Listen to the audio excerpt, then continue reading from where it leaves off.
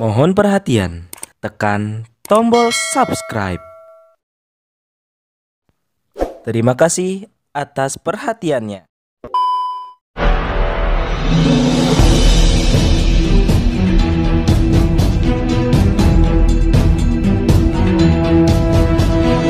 Saya Yani Muhammad, driver online Depok.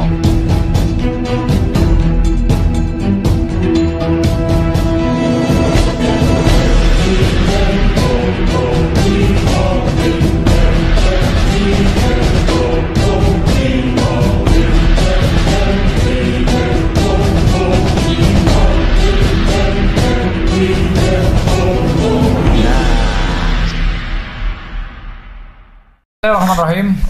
Assalamualaikum warahmatullahi wabarakatuh. Kita berkumpul semua, ada rekan TPUA dan ada rekan juga dari THN dan beberapa advokat yang hadir di sini. Dalam hal ini saya sebagai Sekjen TPUA akan membacakan tentang klarifikasi dan bantahan serta keberatan dari Profesor Dr. Egy Sujana, SH MSI. Saya bacakan sekarang keberatan-keberatan dan klarifikasi supaya ini menjadi penyejuk setiap proses hukum. Dengan nomor 001-TPUA-KNF-3-2024 kepada yang terhormat Direskrim Mum Kasubdit 1 Kamnek Kepolisian Negara RI Daerah Banten, Jalan Syekh Nawawi Al Bantani 76 Serang 42123, perihal klarifikasi dan bantahan dan atau keberatan. Jakarta 1 Maret 2024. 1 Maret ya. Oke.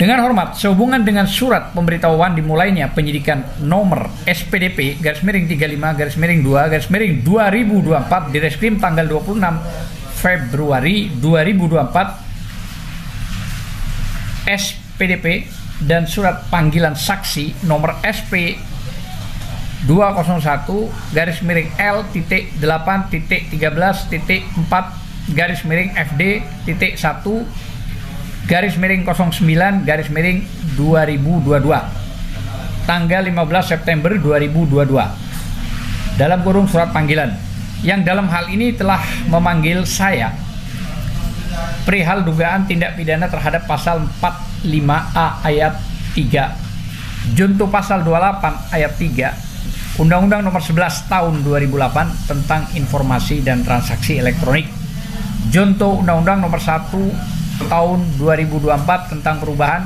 kedua atas Undang-Undang Nomor 11 Tahun 2008 tentang Informasi dan Transaksi Elektronik, dan atau pasal 14 junto pasal 15 Undang-Undang Nomor 1 Tahun 46 tentang peraturan hukum pidana terkait konferensi pers pasca persidangan gugatan nomor 610-G-2023-PN Jakarta Pusat di Pengadilan Negeri Jakarta Pusat mengenai ijazah palsu Saudara Jokowi Dodo.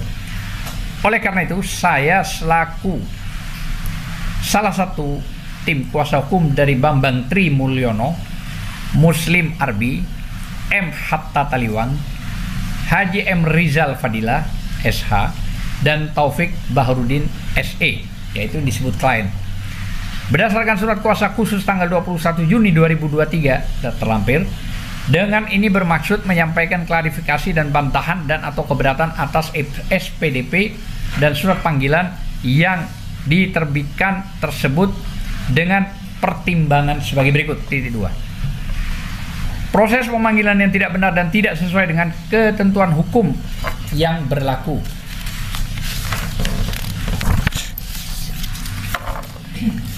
Pertama, bahwa kami dari tim pembela aktivis dan ulama TPUA dalam hal ini yang diwakili oleh Ketua Umum Profesor Dr. Haji Egy Sujana SH MSI menerima SPDP dan surat panggilan tersebut pada hari Kamis malam tanggal 29 Februari 2024 untuk datang memenuhi panggilan sebagai saksi pada hari Jumat tanggal 1 Maret 2024. Pemanggilan tersebut menyulitkan saya selaku pihak terlapor untuk mempersiapkan jadwal.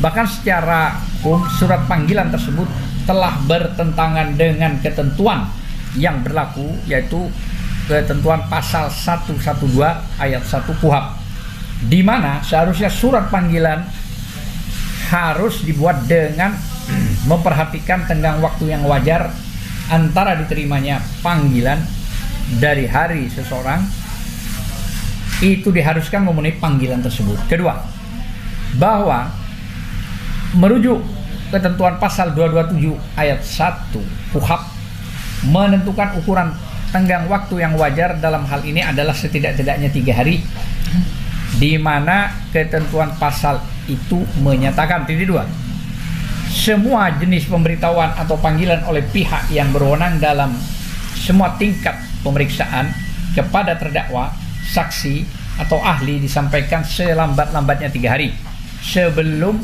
tanggal hadir yang ditentukan di tempat tinggal mereka atau di tempat kediaman mereka terakhir.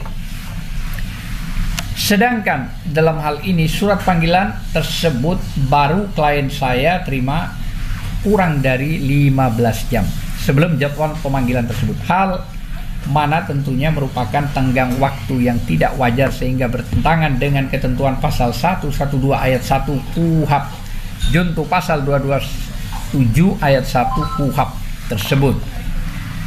Kelalaian atau ketidakcermatan penyidik dalam menyampaikan surat panggilan. Ketiga, bahwa pada awalnya anak saya bernama Hizbullah As-Siddiqi SHMH yang juga seorang advokat menerima SPDP dan surat panggilan tersebut pada hari Kamis atau malam tanggal 29 Februari 2024 sekitar pukul 18 WIB. Namun setelah dibaca dengan seksama, saya merasa janggal dan heran dengan surat panggilan yang diberikan, di mana saat itu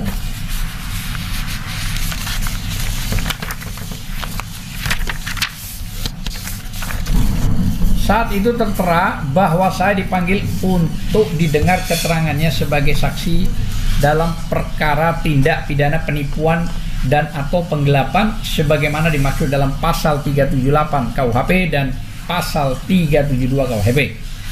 Hal mana sangat berbeda dengan ketentuan pasal-pasal yang disebutkan SPDP, yakni perihal dugaan tindak pidana terhadap pasal 45A ayat 3 junto pasal 28 ayat 3 Undang-Undang Nomor 11 Tahun 2008 tentang informasi dan transaksi elektronik junto Undang-Undang Nomor 1 Tahun 2024 tentang perubahan kedua atas Undang-Undang Nomor 11 Tahun 2008 tentang informasi dan transaksi elektronik dan pasal 14 junto pasal 15 Undang-Undang Nomor 1 Tahun 1946 tentang peraturan hukum pidana. Yang keempat, bahwa sekitar pukul 18.30 setelah salat maghrib, para penyidik yang menyampaikan surat tersebut kembali dengan maksud menanyakan nomor handphone penerima surat, di mana saat itu anak saya yang juga seorang advokat langsung mengkonfirmasi mengenai kejanggalan tersebut dan kemudian diakui oleh penyidik yang saat itu datang, yaitu Ibtu 1 Andrean STR SIK dan Brigpol Najiullah SH bahwasanya telah terjadi kesalahan format, di mana subjek yang dimaksud dalam surat panggilan tersebut seharusnya bukan diajukan kepada saya karena surat panggilan tersebut tertukar dengan perkara lain, sehingga saat ini para penyidik meminta maaf dan meminta anak saya mengembalikan surat panggilan tersebut untuk ditukar dengan surat panggilan yang menurutnya tertukar dengan perkara lain di Sawangan, Depok. Adapun setelah penjelasan tersebut sekitar pukul 19 setelah sholat Isya, para penyidik kembali datang dan kemudian menyerahkan surat panggilan yang telah disesuaikan dengan SPDP yang ada. Yang kelima, bahwa berdasarkan penjelasan maupun fakta hukum serta bukti-bukti yang ada pada saya diketahui dan terbukti bahwasannya saat ini telah terjadi kelalaian, ketidakcermatan dari para penyidik yang menurut saya sangat fatal dan substansial, sehingga surat panggilan tertanggal 28 Februari 2024 yang saya terima melalui anak saya pada hari Kamis tanggal 29 Februari 2024 adalah tidak sah sekalipun telah diperbaiki. Dikarenakan sudah semestinya prosedur hukum mengenai surat panggilan tersebut harus memenuhi ketentuan hukum yang berlaku, baik itu mengenai tenggang waktu yang wajar maupun mengenai ketelitian, format, dan substansi surat. Oleh karena itu, mohon untuk dimaklumi saya ini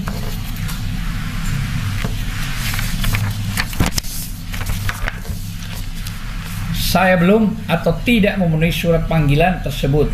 Namun demikian, saya akan tetap berkoordinasi dengan pihak penyidik dalam waktu dekat. Legal standing atau kedudukan hukum pelapor.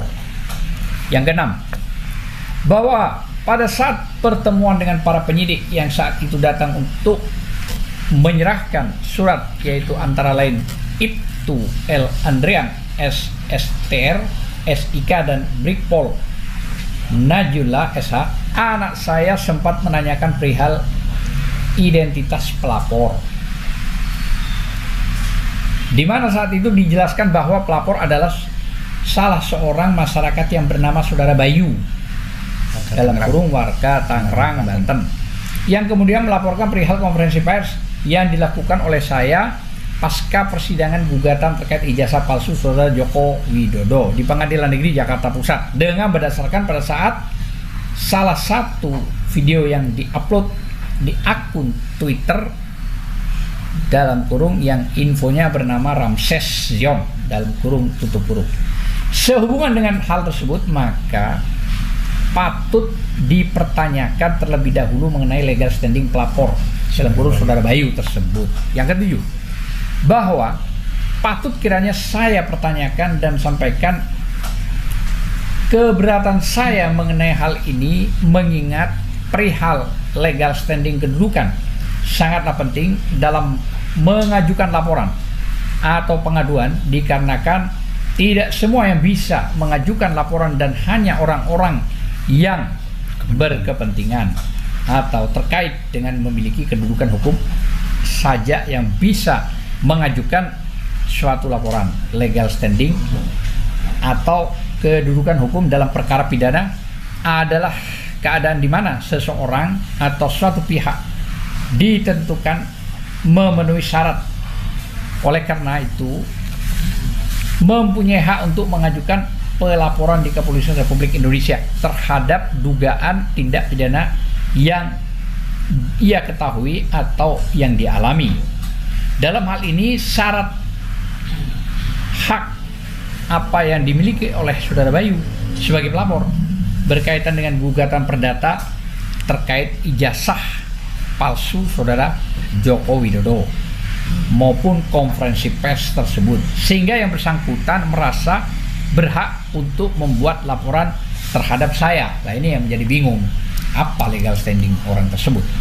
Yang kedelapan, bahwa sebagaimana diketahui ketentuan mengenai legal standing dalam perkara pidana terhadap pasal 1/24 KUHP yang berbunyi, laporan diartikan sebagai pemberitahuan yang disampaikan oleh seseorang yang memiliki hak berdasarkan undang-undang kepada pejabat yang berwenang terkait peristiwa pidana.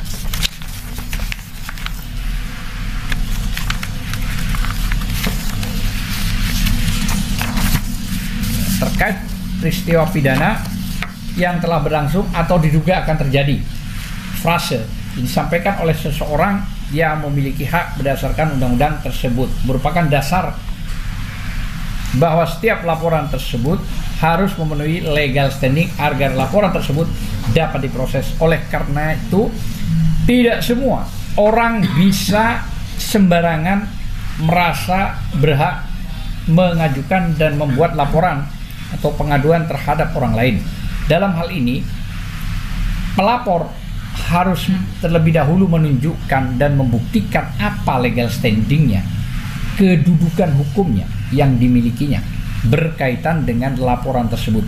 Saya merasa menilai sudah sepatutnya pihak penyidik bersikap objektif dan tegas terhadap laporan yang diajukan tanpa dasar legal standing yang jelas, sehingga seharusnya laporan-laporan yang seperti ini sudah semestinya ditolak dan tidak bisa ditindaklanjuti.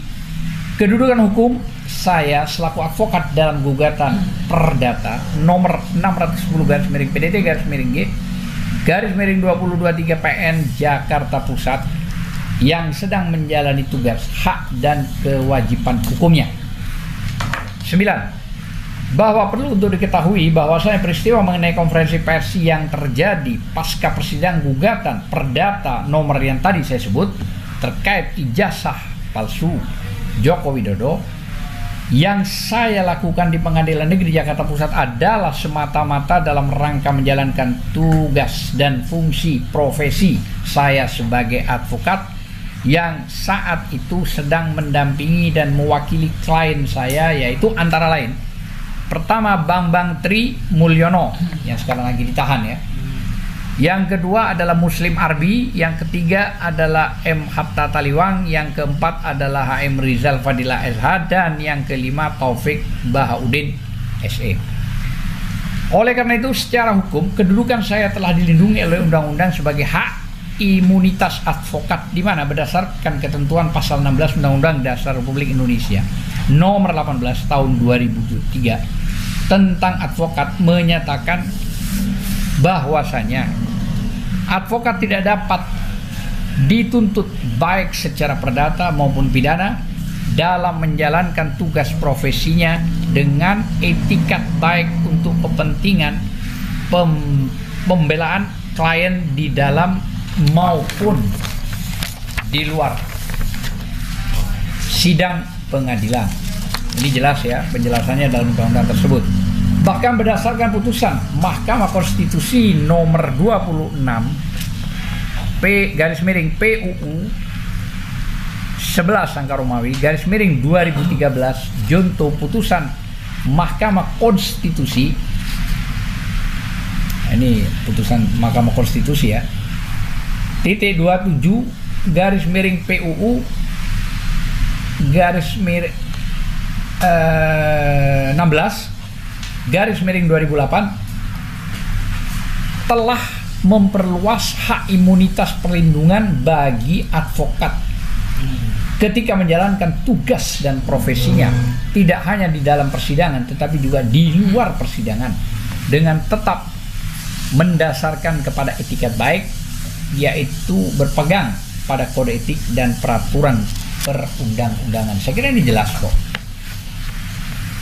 Yang ke-10, bahwa sehubungan dengan hal tersebut, apabila yang dilaporkan oleh pelapor adalah saya, yang dalam hal ini merupakan advokat yang tergabung dalam TPUA, Tim Pembela Ulama dan Aktivis, dan bernaung di beberapa organisasi advokat yang berbeda-beda, antara lain Pratmi, Perkumpulan Advokat Muslim Indonesia, Pradi, Perhimpunan Advokat Indonesia, dan KI, Kongres Advokat Indonesia. Maka sudah sepatutnya sebelum membuat pelaporan pengaduan, maka pelapor harus terlebih dahulu membuktikan adanya pelanggaran etika terkait frase pelanggaran etikat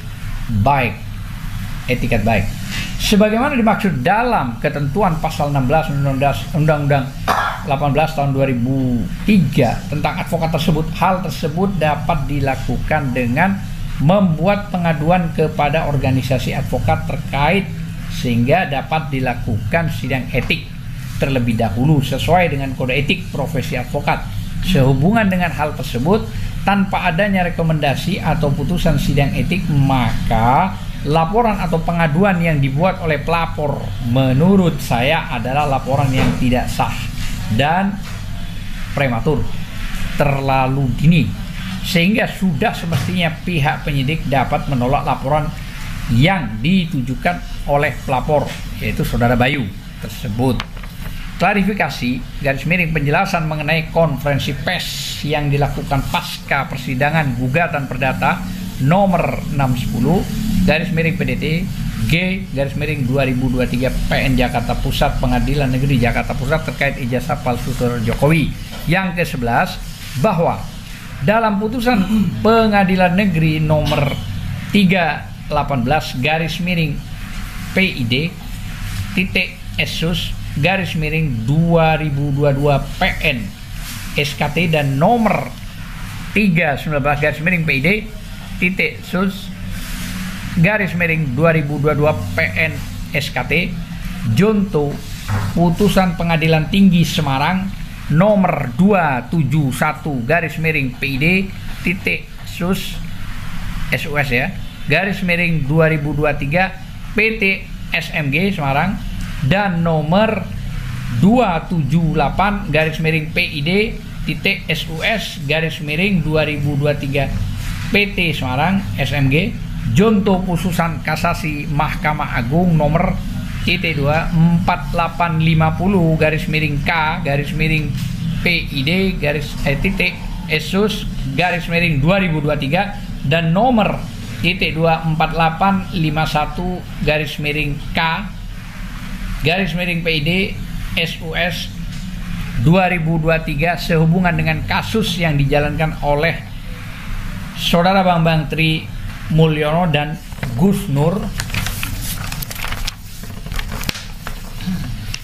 di mana pada tingkat pengadilan negeri dihukum 6 tahun penjara dari tuntutan JPU sebelumnya selama 10 tahun. Ini merupakan suatu fakta bahwasanya tuntutan JPU tidak dipenuhi seluruhnya sebagaimana telah dijelaskan dalam hasil pertemuan dengan Dewan Perwakilan Rakyat atau DPR RI. Hasil rapat terlampir. Sedangkan di tingkat pengadilan tinggi, hukuman saudara Bambang Tri Mulyono dan Gus Nur dikurangi lagi menjadi 4 tahun penjara dengan mengabaikan pasal 14 dan pasal 15 Undang-Undang nomor 1 tahun 46 tentang hoax ya. Ini sudah tidak terbukti atas putusan PT. Maknanya putusan pengadilan tinggi menegaskan tidak adanya berita bohong atau hoax yang disampaikan oleh saudara Bambang Tri Mulyono dan Gus Nur, sehingga berlogika sebaliknya secara hukum bahwasannya berita yang disampaikan oleh saudara Bambang Tri Mulyono dan saudara Gus Nur adalah berita benar, bukan hoax ya, tidak palsu. Oleh karenanya berita yang menduga ijazah palsu Joko Widodo merupakan berita yang benar adanya, atau dalam hal ini terbukti saudara Jokowi tidak memiliki ijazah asli kalau mengacu pada putusan PT ya, setelah menganulir putusan PN di Surakarta. Sebab apabila ijazah asli tersebut ada, seharusnya sudah disampaikan oleh JPU selaku pihak yang mempunyai kewajiban membuktikan keaslian ijazah saudara Joko Widodo di Pengadilan Negeri Surakarta. Namun pada persidangan tersebut JPU hanya menunjukkan fotokopi ijazah SMA dari saudara Joko Widodo yang dilegalisir ya, menunjukkan ijazah SMA yang dilegalisir tapi dalam konteks fotokopinya bukan. Lalu ketika saya mempertanyakan keberadaan ijazah aslinya JPU, ini yang bertanya maksudnya Profesor Egy ya, tidak dapat menjawab dan hanya mengatakan hanya itu yang kami dapat dari pihak kepolisian. Ini kata JPU, Jaksa Penuntut Umum, gitu ya. Hal ini sekali lagi merupakan logika hukum yang cerdas, sehat, dan benar, di mana telah terbukti bahwasanya saudara Jokowi tidak memiliki ijazah asli. Kalaupun ada dipastikan palsu. Kira-kira begitulah ya. Oleh karena itu perlu ditegaskan sekali lagi di sini bahwasanya dialog saya dan JPU, Jaksa Penuntut Umum maksudnya ya, dilakukan secara resmi dalam persidangan tindak pidana yang dituduhkan oleh JPU kepada saudara Bambang Trimulyono dan saudara Gus Nur di Pengadilan Negeri Surakarta Solo, di mana tentunya disaksikan oleh ketiga majelis hakim, beberapa advokat dan jaksa yang bersidang, ratusan pengunjung sidang, serta beberapa aparat kepolisian yang menjaga untuk menyaksikan jalannya persidangan tersebut. Yang ke-12, bahwa mengacu kepada informasi dari penyidik kepolisian daerah Banten yang bernama Najula SH yang disampaikan kepada anak saya di tempat kediaman saya, bahwasanya laporan kepolisian dibuat oleh saudara Bayu di kepolisian daerah Banten, yaitu dengan penuh keheranan mengenai apa yang saya sampaikan pada jumpa pers di halaman Pengadilan Negeri Jakarta Pusat setelah selesainya agenda sidang perkara, artinya masih di lingkup sidang PN Jakarta Pusat, bukan di luar gitu. Perkara nomor 610 ya, perdata ya, G 2023 PN Jakarta Pusat, terkait palsunya ijazah saudara Joko Widodo, di mana menurut saudara Bayu sangat mengherankan saya menyatakan ijazah saudara Joko Widodo palsu, sedangkan persidangan di Pengadilan Negeri Jakarta Pusat saat ini belum mendapat putusan apa-apa dan masih berlangsung. Oleh karena itu perlu saya jelaskan bahwasanya apa yang diucapkan palsu saat jumpa pers tersebut mengacu pada putusan Pengadilan Negeri nomor 311/PID SUS 2022 PN Surakarta Solo maksudnya ya, dengan nomor 319/PID SUS ya /2022 PN SKT Solo itu. Junto putusan Pengadilan Tinggi Jawa Tengah di Semarang nomor 271/PID SUS /2023 PT Semarang SMG ya maksudnya, dan nomor 278 PID SUS 2023 PT SMG Semarang ya maksudnya ya. Junto putusan kasasi Mahkamah Agung nomor 4850/K/PID SUS 2023 dan nomor 24851/K/PID SUS 2023, di mana putusan tersebut telah menentukan saudara Bambang Trimulyono dan saudara Gus Nur tidak terbukti bersalah melanggar pasal 14 dan pasal 15 Undang-Undang Nomor 1 Tahun 1946, dikarenakan kedua pasal tersebut tidak dijadikan sebagai pertimbangan hukum di tingkat pengadilan tinggi dan di tingkat kasasi Mahkamah Agung. Artinya dua tingkat di atas PN itu sudah menyatakan firm begitu. Hal ini berkonsekuensi logis secara hukum bahwasanya saudara Bambang Trimulyono dan saudara Gus Nur tidak menyampaikan berita bohong atau hoax mengenai ijazah palsu saudara Joko Widodo. Maka perlu juga ditegaskan secara logika hukum bahwa saudara Joko Widodo tidak memiliki ijazah aslinya.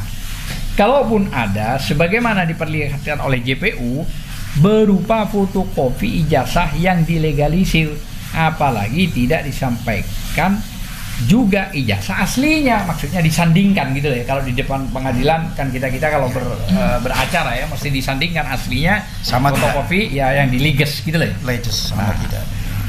ijazah yang dilegalisir. Apabila tidak dilampirkan juga ijazah aslinya, tentu dapat dipastikan kepalsuannya atau ijazah tersebut bermasalah ya. Di sisi lain, sewaktu sidang di Pengadilan Negeri Jakarta Pusat, rekan advokat saudara Uto Hasibuan SHMH, ketika saya tantang menunjukkan ijazah asli saudara Joko Widodo agar diperlihatkan di persidangan, namun rekan advokat saudara Profesor Uto Hasibuan juga tidak dapat memperlihatkannya. Terakhir, ke-13, bahwa berdasarkan uraian poin-poin nomor 1 sampai nomor 12 tersebut, maka dapat sangat diyakinkan dan dipastikan telah terjadi salah lapor juga salah prosedur administrasi yang dilakukan oleh pihak kepolisian daerah Banten sebagaimana diterangkan pasal 112 ayat 1 KUHP junto pasal 227 ayat 1 KUHP.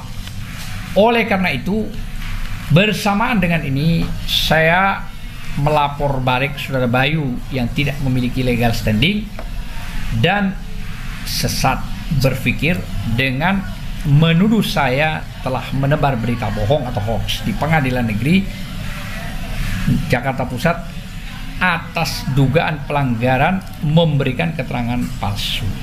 Sedangkan kepada penyidik saya laporkan kepada Dinas Profesi dan Pengamanan atau Propam, baik di tingkat Mabes Polri maupun di tingkat kepolisian daerah. Jadi itu yang kita sampaikan. Poin-poin yang sudah kita bacakan itu sebenarnya sederhana. Artinya itu bentuk klarifikasi dan keberatan seorang Profesor Egy Sujana yang menyampaikan sesuatu itu berdasarkan hukum, berdasarkan fakta, apalagi di bawah naungan undang-undang dan KUHP, termasuk undang-undang advokat 18/2003 di pasal 16 yang diperkuat oleh putusan MK itu, bahwa seorang advokat itu dalam menjalankan profesinya tidak bisa digugat secara pidana maupun perdata, baik di dalam maupun di luar. Maka clear, harapan saya semua harus profesional, harus proporsional, tidak semata-mata karena ada sebuah titipan ya, orang mau mencari keadilan, tahu-tahu diberangus dengan cara-cara yang tidak elegan, dengan cara-cara yang menabrak semua undang-undang. Dan saya kira insya Allah dalam klarifikasi ini yang dibawakan saya sebagai sekjen dan ada beberapa rekan advokat yang hadir di sini, insya Allah semua akan menjadi baik, semua akan ada solusi yang terbaik, dan semua akan terjalani, semua ada bukti dan semua akan terbuka secara umum. Mungkin itu yang bisa saya sampaikan. Permintaan dari Profesor Egy Sujana ya, yang kebetulan pimpinan dari TPUA dan beberapa di organisasi advokat beliau tadi saya sampaikan juga, dan saya sebagai sekjen mohonkan maaf. Tentu kekurangan datang dari saya, kesempurnaan hanya milik Allah Subhanahu wa taala. Terima kasih. Wassalamualaikum warahmatullahi wabarakatuh. Waalaikumsalam.